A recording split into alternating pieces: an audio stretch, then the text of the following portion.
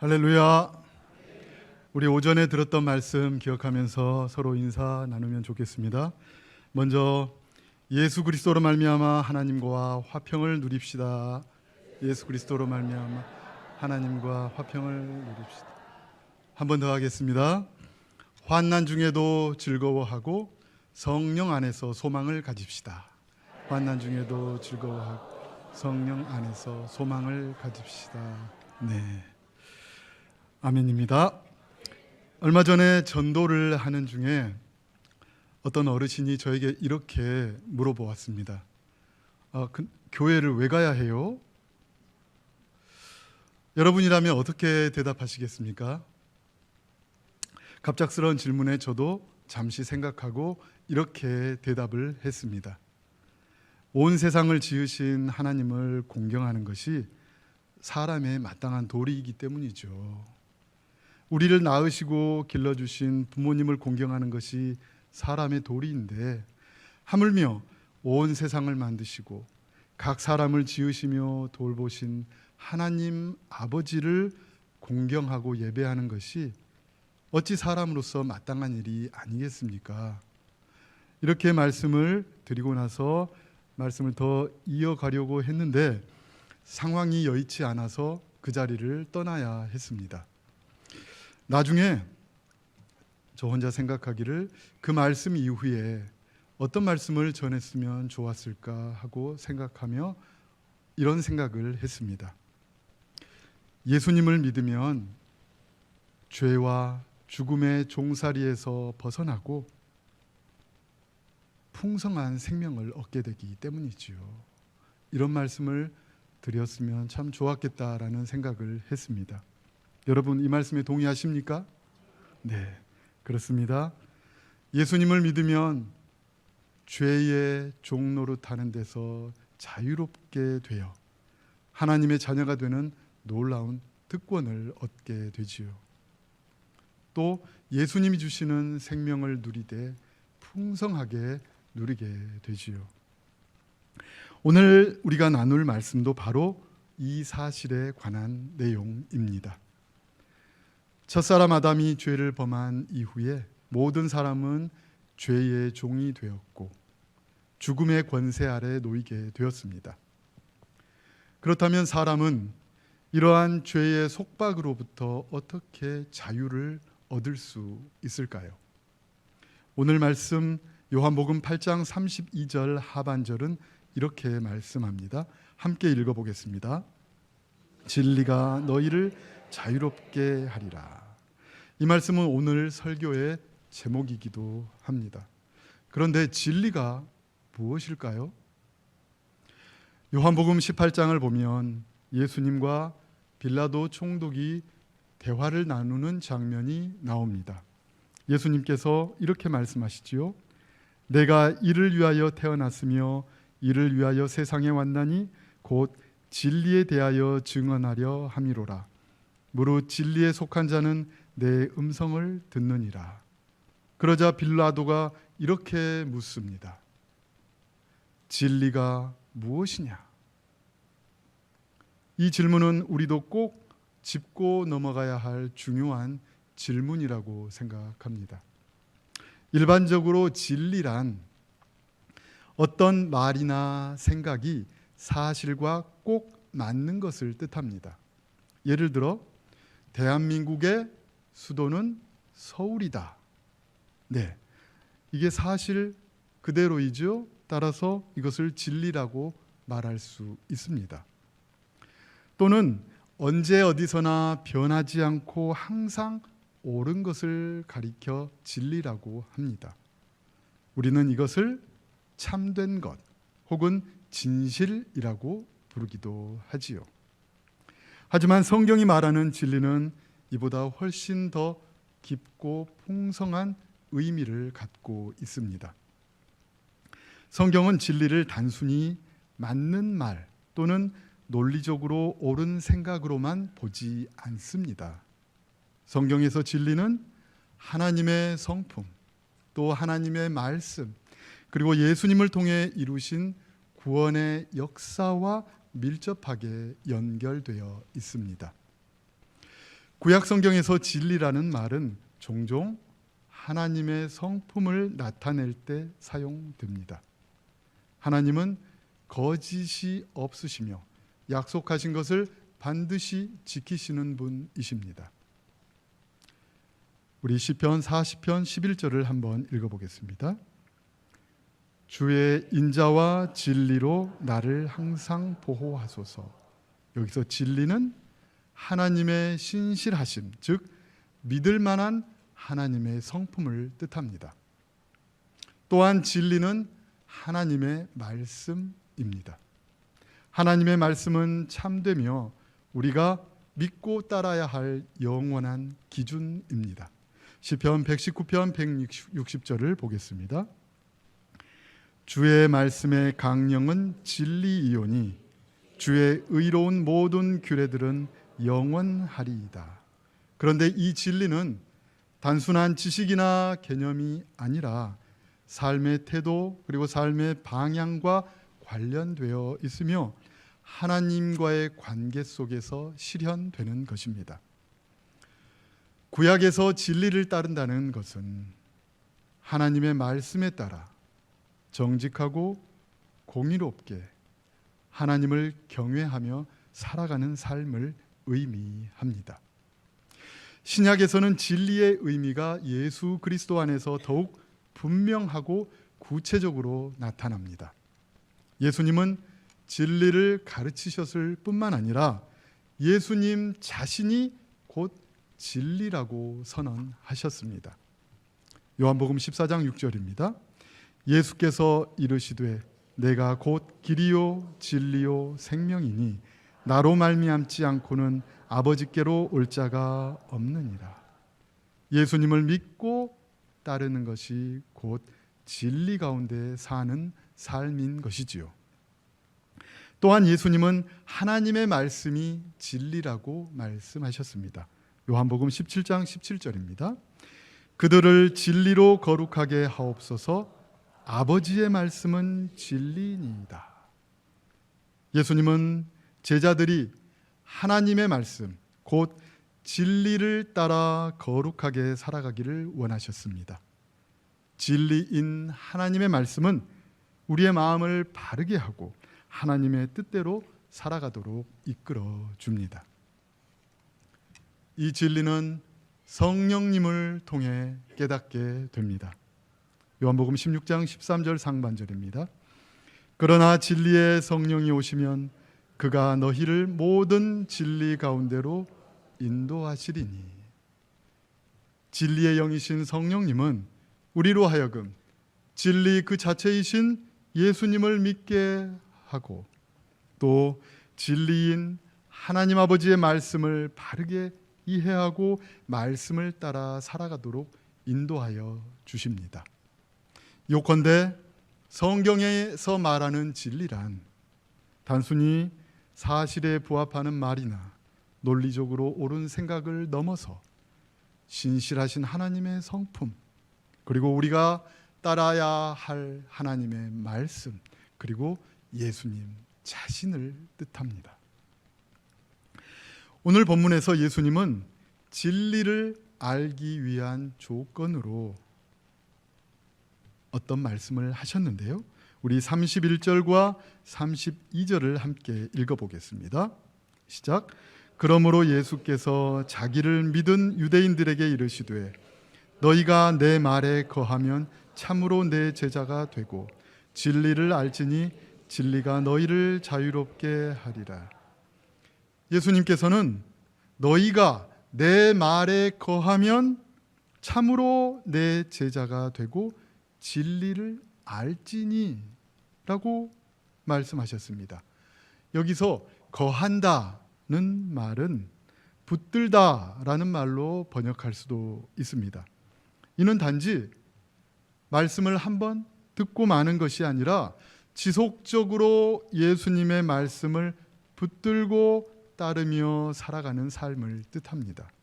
즉 예수님의 말씀에 거한다는 것은 예수님의 말씀에 순종하며 살아가는 삶의 태도를 의미하는 것이지요. 예수님의 말씀에 거하는 것이 참된 제자가 되는 조건입니다. 단순히 믿는다고 말하는 것으로는 부족한 것이지요. 예수님의 말씀을 따르는 삶을 살아갈 때야 비로소 진정한 제자가 되는 것입니다. 예수님은 이렇게 말씀에 거하는 참된 제자가 진리를 알게 된다고 말씀하셨습니다. 즉, 진리를 알게 되는 것은 예수님의 말씀에 거하는 삶을 통해 주어지는 결과인 것이지요. 그리고 진리를 아는 것은 자유를 줍니다. 진리를 알지니 진리가 너희를 자유롭게 하리라.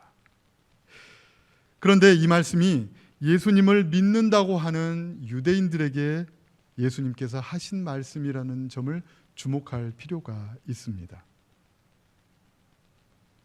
예수님을 믿은 유대인들은 예수님의 말씀을 듣고 이렇게 반응합니다. 8장 33절입니다.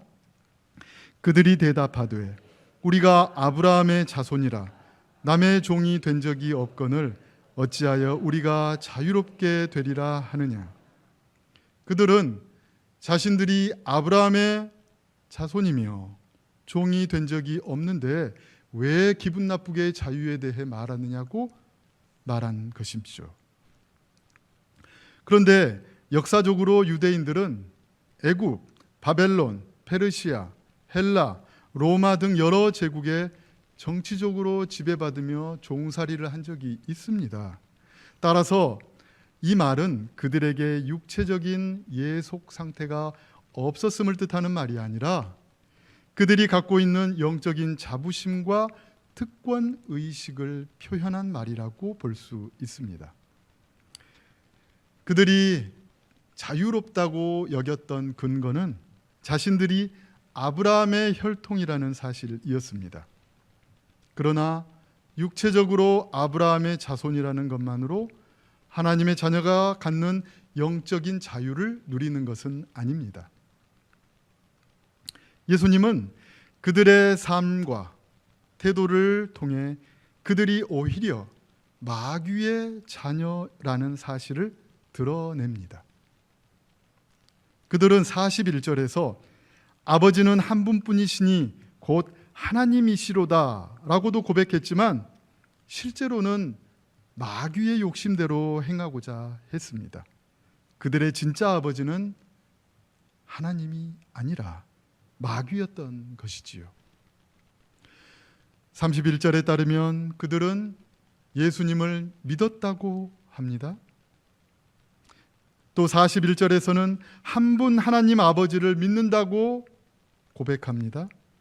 그러나 그들의 믿음은 거짓된 믿음이었습니다.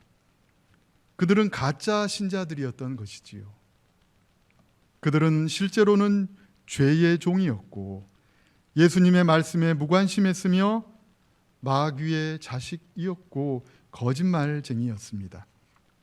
결국 그들이 믿는다고 했던 예수님을 돌로 쳐 죽이려고 했습니다. 그들은 자신들이 아브라함의 후손이기 때문에 자유로운 존재라고 착각했지만 실제로는 죄의 종이었습니다. 34절과 35절을 함께 읽어보겠습니다. 예수께서 대답하시되 진실로 진실로 너희에게 이르노니 죄를 범하는 자마다 죄의 종이라. 종은 영원히 집에 거하지 못하되 아들은 영원히 거하나니. 죄를 짓는 사람은 다 죄의 종입니다. 종은 그 집에 영원히 머물 수 있는 자격이 없지요. 그러나 아들은 영원히 머물 수 있습니다.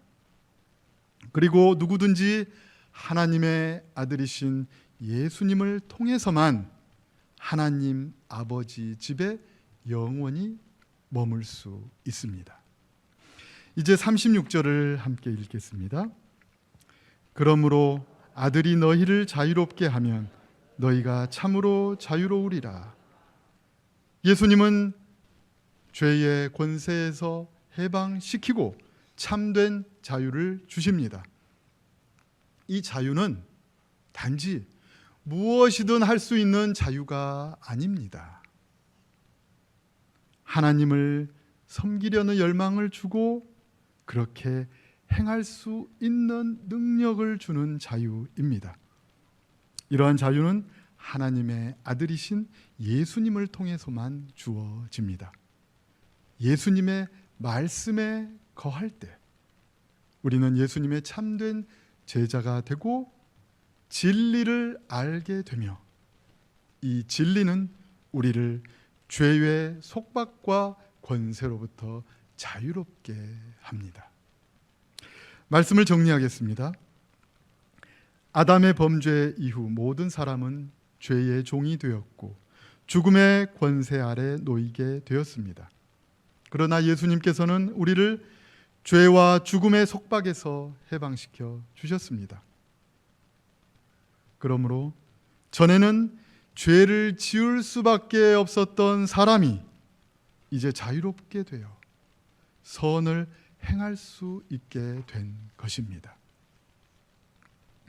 아우구스티누스는 인간 존재의 4가지 상태를 말하였습니다.